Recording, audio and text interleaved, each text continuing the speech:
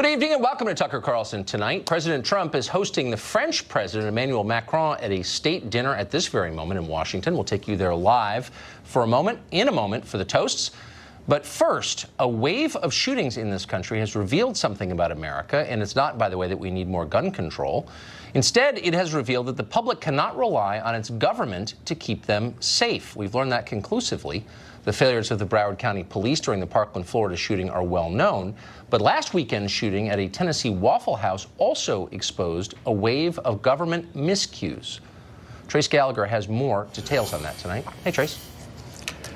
Hi, Tucker. During the high school massacre in Parkland, Florida, Broward County Sheriff's deputies reportedly took cover behind cars and trees, even though one deputy knew where the shooter was. Coral Springs police now say they saw deputies taking shelter while they rushed past them to get inside the school.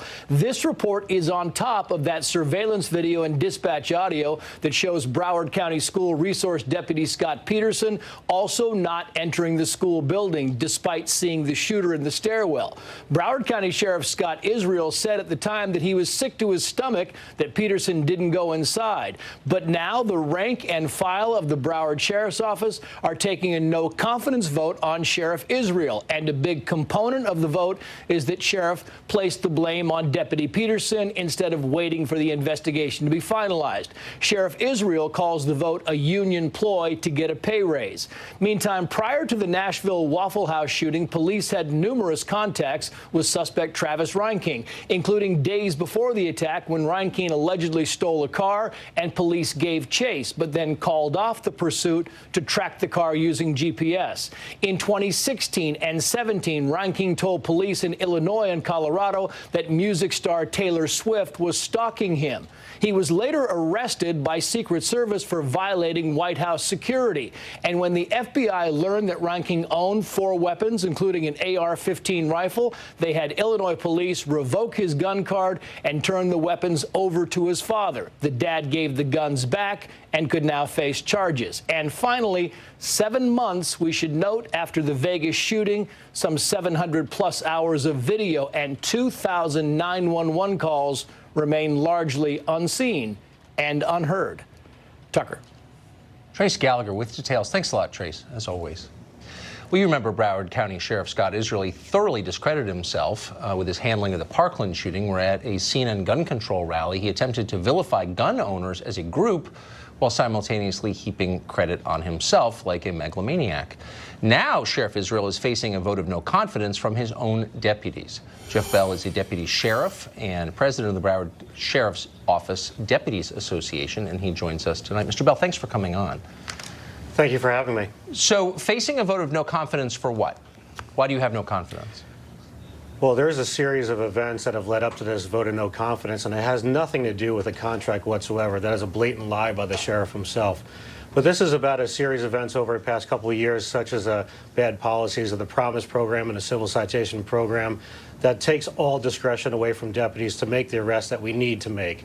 It's about the lack of training facilities, not having our own gun range to properly train for these situations. It's about the distrust between the sheriff's office and the union when the sheriff's office asked for our help to raise property taxes on citizens because they claim to be broke, but yet we're only to find out after completing an audit that the sheriff's office returned $100 million back to the county commission alone last year. And then it's the discovery of the misuse of taxpayer money by the Broward Sheriff's Office by providing private entities such as Napa Auto Parts with free gas cards from the Sheriff's Office, where we've identified through public records requests that they, in 1 year alone, they obtained 6,000 gallons of gasoline from our gas pumps. That is a fleecing of Broward County. And then also on top of it, the disparity of treatment and punishment between the command staff if they were to commit felonies and untruthfulness compared to a deputy is a far great time span of what punishment we will get between the rank and file and the command staff. So that what has led to this no confidence. Well, that's quite a litany. I mean, what you're describing is a combination of incompetence and corruption. Call me cynical, but when you watched Sheriff Israel lay the entire blame for the shooting on Middle America, because ordinary law-abiding people have too many guns in his view, did it seem like an effort to distract from his own failures? Absolutely it was, and you can see this pattern of this.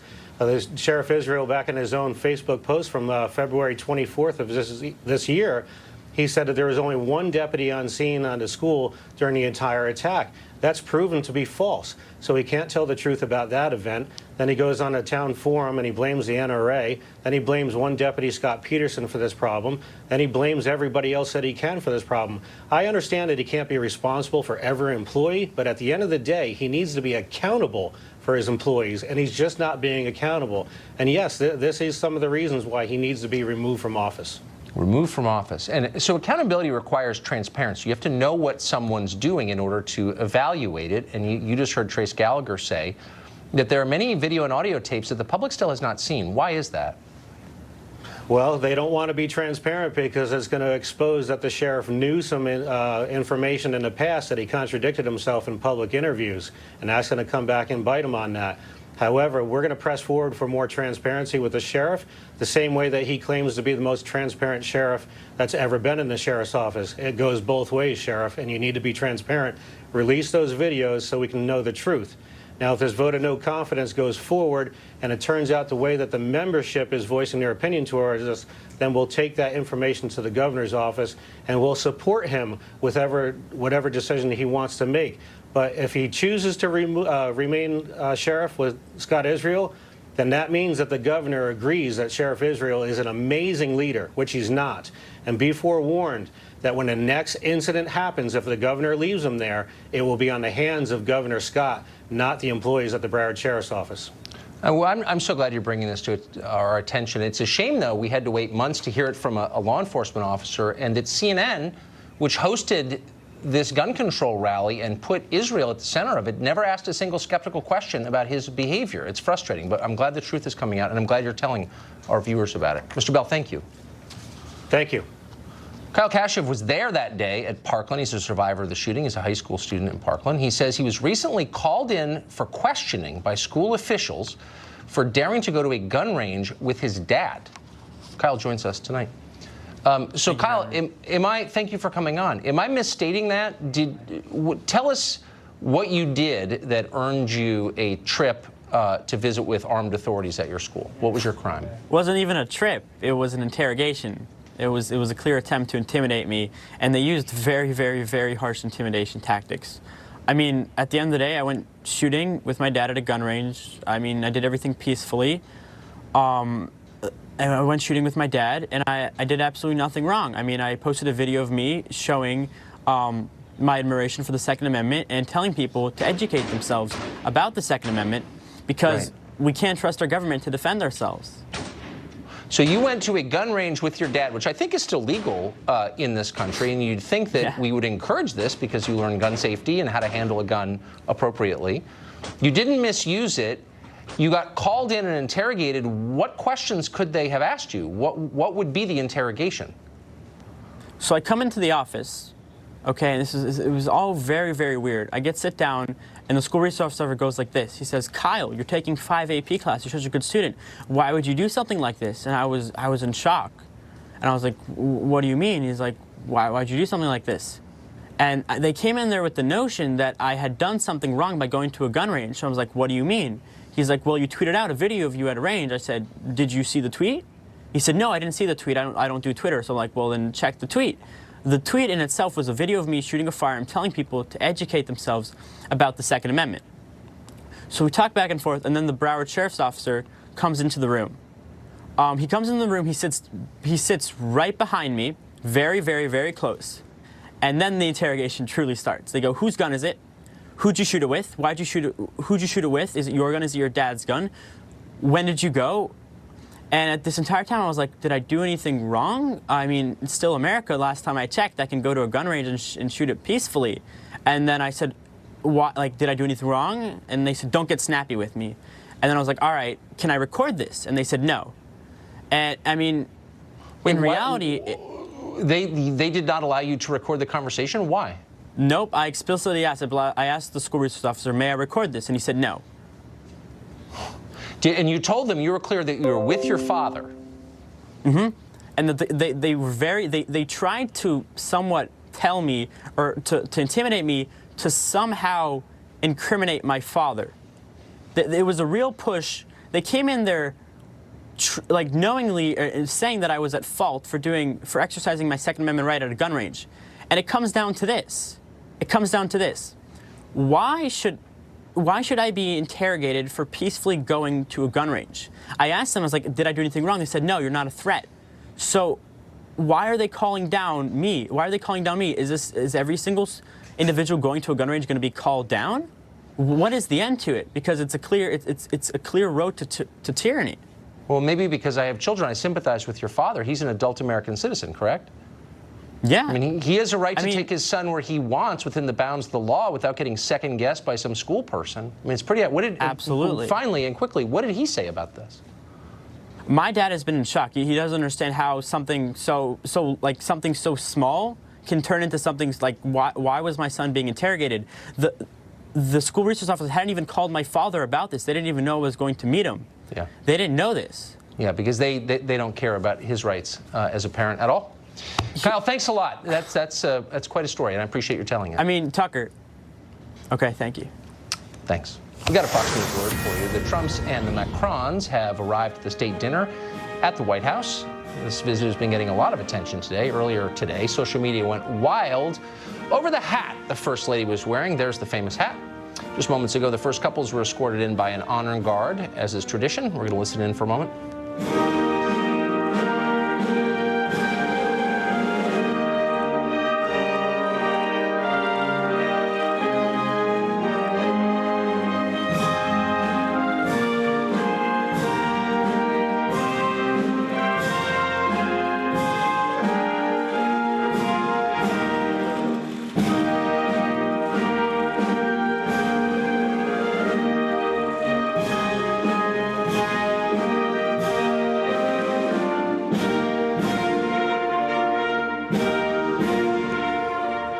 We'll continue to follow that dinner, including the formal toasts as the night goes on. We've got cameras there. Of course, we'll bring it all to you live right here on Fox.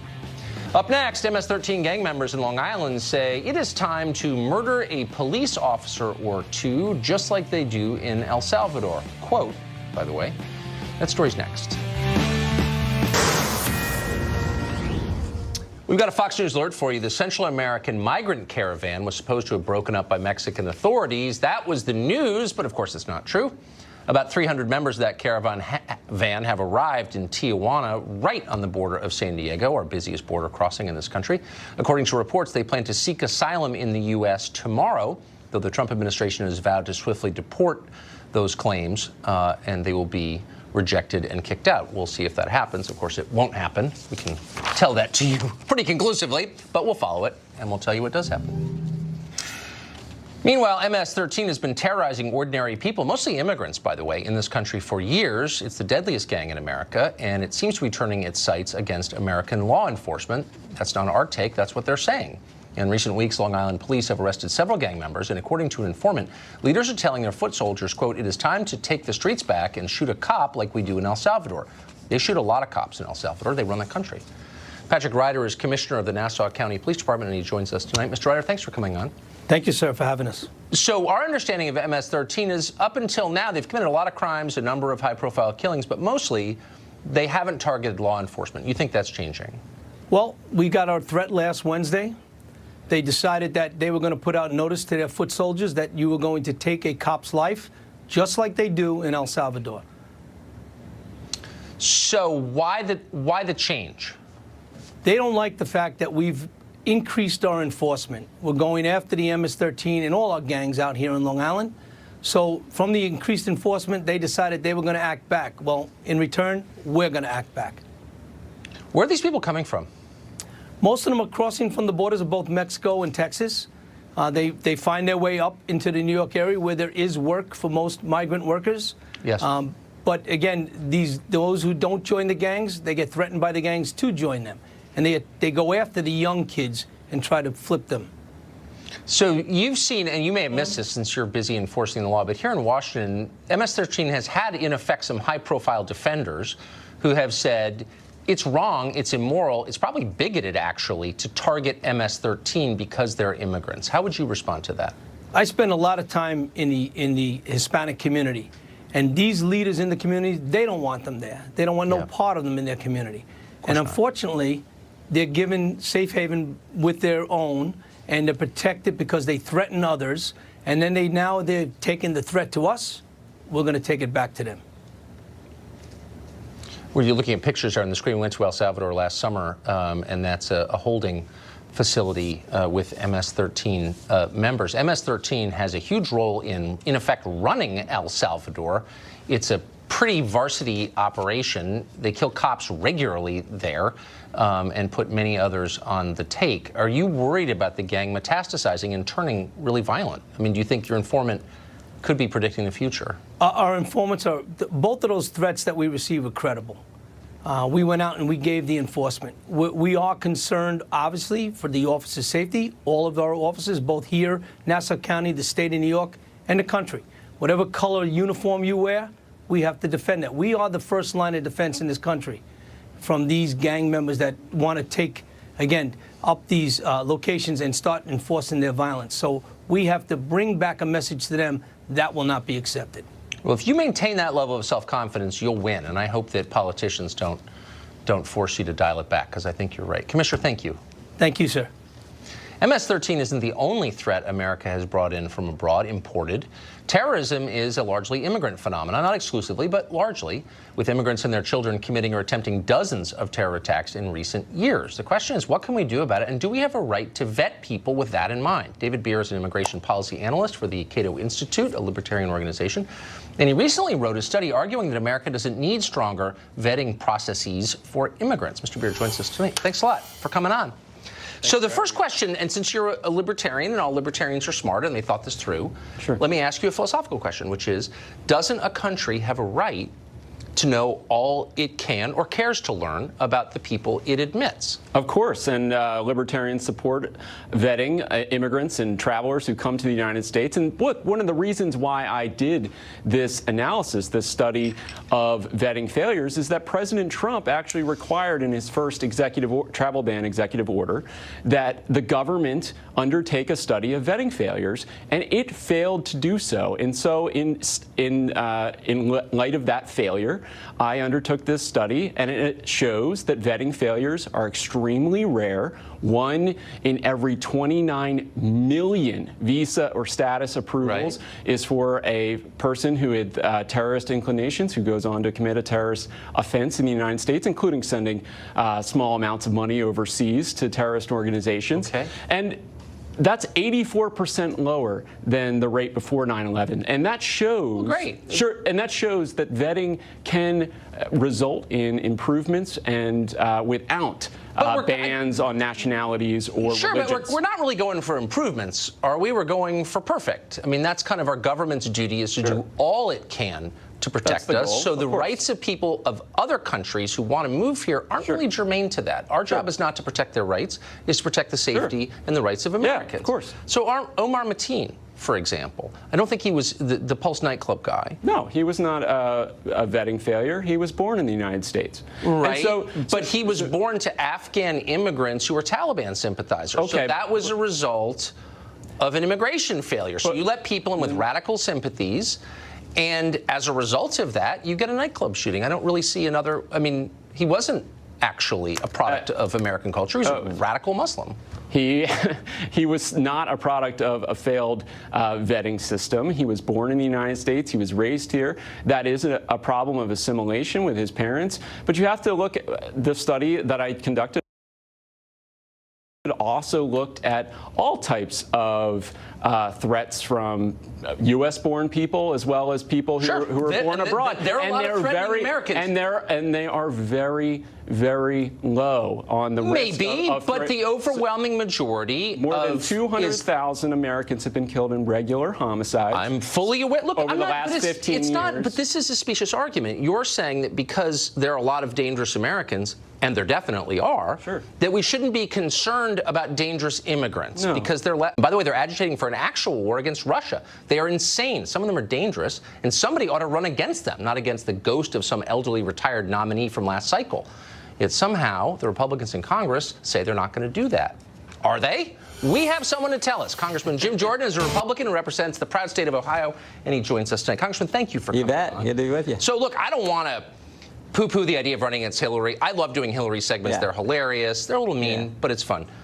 But the Democratic Party of right now is not the party of Hillary Clinton. Right. It's an openly extremist, racist party, I would argue. And I think it's obvious that Republicans in opposition should run against them, but why aren't they? Well, I think what I would say is let's run for what we told them we were going to do in 16. Let's run on what we've accomplished. And I would argue 17 was a good year. Regulations were down, the taxes have been lowered, the economy was growing, ISIS is backpedaling, the embassy's going to Jerusalem, Gorsuch is on the court. That was a pretty darn good year. Really? People voted to move the embassy to Jerusalem? Well, all I'm saying is there are lots of Republicans who think that being our best friend and ally in the Middle East, Israel, doing something like that makes sense. After all, every other capital in the world, that's where your embassy is. Look, I'm not against it. I mean, I don't care. All I'm saying is 17 was a pretty good year. So far this year, we haven't been doing what we said. This spending bill we passed 4 weeks ago was not what we're supposed to be doing. So let's do what never hurts to keep your promises. Never hurts to do what you told them you were going to do and go run on that and run against what the left, the hard left, is pushing in their party. I think that's the winning message. So if you had a political party that literally wanted to eliminate the differences between men and women and pretend that nature wasn't real. Yeah, run against that. I'm all for it. I haven't ever heard a Republican say, actually, men and women are different. That's a biological fact. And when you pretend otherwise, you destroy society. Marriage should be what marriage has always been. Life should be protected. Not even all marriage. those things. Like, the Democrats have gotten to the point where they are attacking people, trying to get them fired from their jobs for acknowledging there are biological differences between the sexes. Why do Republicans not make... And they're going on college campuses, not letting people, conservatives, Christians, they're anti-Semitic stuff on college. They're stopping all those kind of things. Attacking the First Amendment. I think we should camp. We had Ben Shapiro, Adam Carolla come in a committee that I get the privilege of chairing, talking about what's going on college campuses, how radical it is, how anti-Semitic it is, how anti-Christian it is, how anti-conservative it is, and how anti-basic fundamental beliefs it is. So I'm all for that as well. But let's go do what we told them we were going to do, what they elected us to do in November of 2016, and let's show that contrast with what the radical left is pushing. So, I agree. Really, the 2016 election, if you could isolate one promise, obviously be the wall. Of course. And we need to do that. And that's been the one consistently ignored by Republicans in Congress. Like, we just had this massive spending bill, no wall. We funded things in that bill we said we wouldn't. We didn't fund things we said, namely the wall. It was a $1.3 trillion bill that we had 15 hours to look at, 2,232 pages. And guess how long the debate was? 1 hour. 1 hour debate. We go home for Easter recess after that. We come back. We have 4 hours to debate a 3-page bill, balanced budget amendment, which is a great idea, but something everyone knows is not going to get through the Congress and become law. We debate that for 4 hours. That's what drives American voters crazy. They're like, really? No wonder they're cynical about Capitol Hill, cynical about Congress, cynical about what they see at this place. So that's the kind of stuff that has to change, because again, it's not consistent with what we... Let's actually fund the things we said we would, like the wall, and not fund things like Planned Parenthood, give them your tax dollars. That's ridiculous. We should stop that. Why would, I don't want you to beat up on the speaker on his way out, but how do we wind up with a spending bill that funded Planned Parenthood for $500 million? I don't know. You know what happened? We took 3 amendments. This is how bad it's gotten. We took 3 amendments to the Rules Committee the night before that vote. One of them was to deal with the Planned Parenthood issue. And all 3 amendments were not made in order. And you know why they weren't made in order? Because they would have passed. They would have passed on the House floor. So whose response? Who did that? That comes from the leadership telling the Rules Committee you can't make these things in order, because actually they would pass on the floor. So Paul Ryan is more for Planned Parenthood than for the wall. No, all I'm saying is he's more for getting something through that the swamp likes, mainly the United States Senate, because the argument is, oh, if you make those amendments in order, they will pass, the bill will go to the Senate, and they won't pass it. Well, I'm tired of that. Let's have the debate. And we were so poised to win, Tucker. Chuck Schumer shut down the government over a weekend over amnesty, and the American people said, we don't think that's a smart idea. We were poised to win. Instead, we did what the swamp always does. We spent more money on everything. And gave Google a tax cut. Perfect. Congressman, thank you for that. I appreciate it. Fox senior political analyst Brit Hume joins us now. Brit, do you think, and again, I feel like a hypocrite scolding anybody for making fun of Hillary Clinton, since I've done it so much and enjoyed it so deeply, but is that a winning strategy for a midterm campaign? No, I wouldn't think so. It seems to me that she's really not around. I mean, she's somebody you can poke fun at in a campaign speech because she's had such a terrible time getting over her defeat and continues to cite all kinds of things and people to blame that are plainly not the main cause of her downfall. But making her the object or the principal subject of your campaign doesn't make any sense at all. You have to run on your record, or you have to run against something that the current Democratic Party, as you pointed out, is promoting. And there's all sorts of things that the current Democratic Party is promoting that Republicans could run against. And I assume that in the fullness of time, they'll come to their senses and begin to do that. This talk about running against Hillary seems to me to make little sense. There does seem to be this, the posture of the Democrats and Republicans has always struck me as very different. Democrats seem to really believe that they're right and that they're on God's side. They don't believe in God, but they're on whatever. They're on the right side. And Republicans feel sort of half embarrassed about their ideas. Am I imagining that, or have you perceived it? No, I don't. Well, I wouldn't put it quite that way, but I think you're onto something, Tucker. That Democrats fervently believe not only that they're on the right and moral side of the issue, but that it is the only side that a thinking person could be on, right. And it is therefore unthinkable that anyone would resist them on the things that they're trying to do, because they're for the good things. They're for the cause of good. And therefore, there must be something corrupt and wrong and immoral about those who oppose them. They really don't see and appreciate both sides of the issue, and of any issue, really, in the current atmosphere, which accounts to some extent for the poison. Now, look, there's plenty of cynicism about Democrats on the Republican side. People who believe that, that all the Democratic schemes to provide aid and comfort to the lame, the halt, the blind, the poor, and the underprivileged are all really campaign schemes to try to get reelected and to try to basically pay off groups of constituents. I don't believe that. I think that may have that effect in some instances, but Democrats are genuinely feel compassion for these people, and they think that their remedies are the right remedies. So we end up of an argument with neither side trusts the other. That's where we are. Interesting. What do you think as of today, and this is a dynamic moment, obviously, but what do you think the chances are of a Democratic takeover of the House, and who would be the Speaker? It won't be Pelosi again, I don't think, if they win. Who would it be? I don't know who it would be. I think you're right that the Democrats are prepared to move on to a new generation of leaders. I'm just not sure who it would be. But I would say this about the fall election. It's still reasonably early. If the election were held today, I think there'd be a big blue wave. But it won't be. And we don't know who all the candidates are going to be. And the math is very much, in the Senate side, is helpful to the Republicans. In the House side, of course, it never changes. It's all seats up. And there's always political gravity against the party that has the White House in a president's first midterm election. Yeah. And that is where we are. And you take that and combine it with the fact that the president approval numbers are upside down, as they have long been, and you have what appears to be a formula for a big win by the out party, the Democrats. But that might not happen. It did not happen in George W. Bush's first midterm, largely because of the post 9/11 atmosphere in which his leadership was generally well received, and it helped him and his party. I don't know that we have a cause here that would replicate that. So, I mean, I think it's uphill for the Republicans all the way, no doubt about it. And they would be well advised, as you suggest, Tucker, to find something to run on and or run against more powerful than running against the now out of office, out of luck, beaten candidate Hillary Clinton. Yeah. If the election were held today, people would be very confused because it's April. But I agree with you completely. Britt, it's great to see you. Thank you. Thanks, Tucker. Well, the Democratic Party's agenda already includes curtailing gun rights, opening the borders. Could reparations join that list? Apparently, it's about to, and we'll discuss it. Plus, we'll take you back to the state dinner where the Trumps are hosting the French president and his wife. Live coverage of the president's toast in just a moment.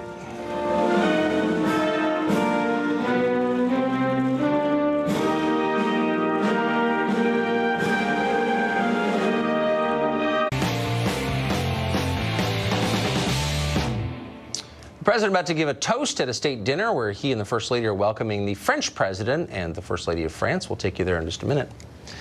In the meantime, the Democratic Party has a lot of goals for you. Suspend all immigration enforcement, abolish all gender distinctions, take away your guns.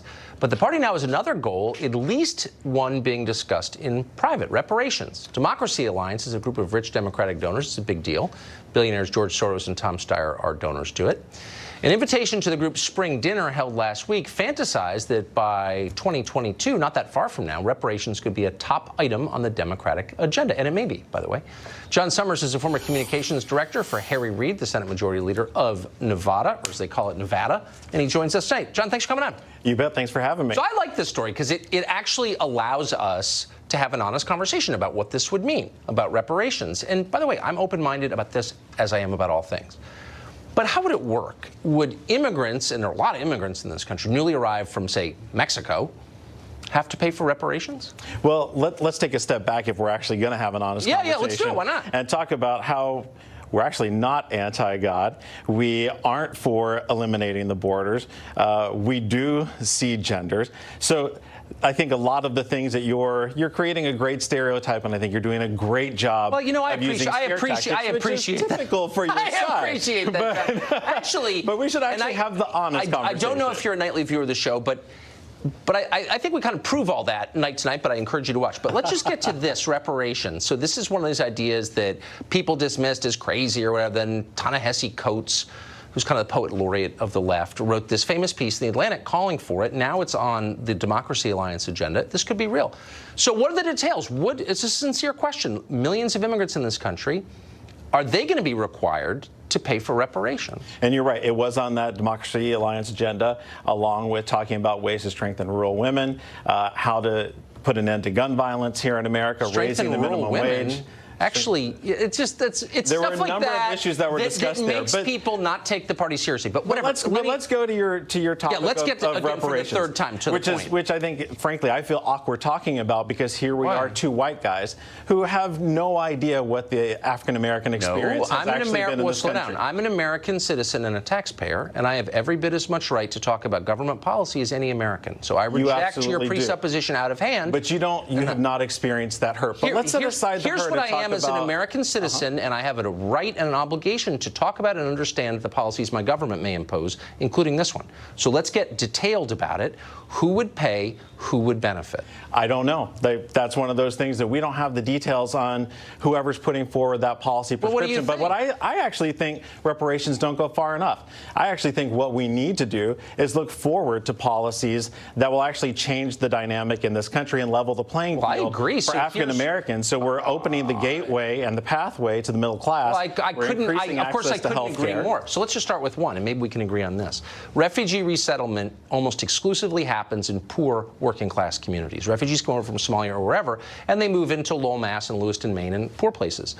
Let's make a pact that we move them only into Martha's Vineyard, Nantucket, Northwest D.C., the Upper East Side of Manhattan, only places where rich people live. Marin County ought to get $1 million or so. Why don't we do that? Why don't we start there? Would you be for that? I don't think that would actually be the solution. I think the solution, as I was saying, would actually be to pass policies that level the playing field. Why wouldn't that level the playing field? So we provide equal opportunity to achieving the middle class what do you mean? for every American. If I'm coming, slow down. If I'm coming from Somalia and you move me into some dead, depressing mill town with no mills, my chances of success are much less than if I move into, say, your neighborhood. Why shouldn't I go to the schools that your kids go to? Why shouldn't I live in Kentfield, California? Well, I think it's awfully kind of you to offer housing for some of these folks. Oh, because rich liberals don't want to live near them. That's why.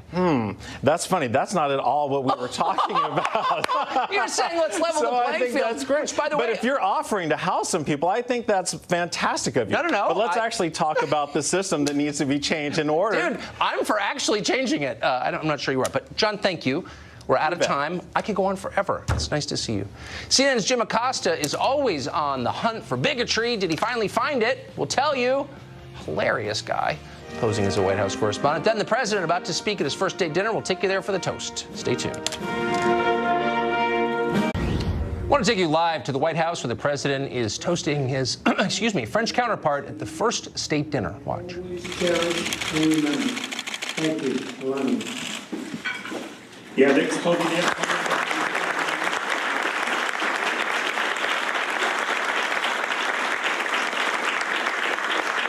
Merci d'avoir organisé cette soirée exceptionnelle qui restera à jamais dans nos cœurs. Tonight we celebrate nearly 2.5 centuries of friendship between the United States and France. Yesterday we had a wonderful visit to Mount Vernon, a place that is truly special in the history of this very remarkable friendship. Ce soir, nous célébrons près de 2 siècles et demi d'amitié entre les États-Unis et la France. Hier, nous avons fait une merveilleuse visite à Mount Vernon, un lieu tout à fait unique dans l'histoire de cette amitié remarquable. It was there that General George Washington met with General Rochambeau to finalize battle plans for victory at Yorktown, many, many victories. It was there after the war that General Lafayette returned to visit his adoptive father, George Washington. Lafayette named his only son after Washington as a tribute to respect and love for his dear friend. C'est là que le général Washington a rencontré le général Rochambeau afin de finaliser les plans de bataille pour la victoire à Yorktown et de nombreuses autres victoires. C'est là qu'après la guerre, le général Lafayette est retourné pour y visiter son père adoptif, George Washington. Lafayette a nommé son seul fils après Washington comme marque de respect et d'amour envers ce très cher ami. And there at Mount Vernon, hanging on the wall for all to see, is the key to the Bastille, a gift from Lafayette to Washington. This tool of imprisonment had become a symbol of liberty, the desire for freedom that burns brightly in the heart of every French and American patriot. Et là, à Mount Vernon, accroché au mur et à la vue de tous, il y a la clé de la Bastille, un cadeau de Lafayette à Washington. Cet outil de l'emprisonnement était devenu un symbole de liberté, cette soif de liberté, cette brillante flamme qui brûle dans les cœurs de tous les patriotes français et américains. This is the divine flame which Victor Hugo wrote that evil can never wholly extinguish and which good can make to glow the splendor.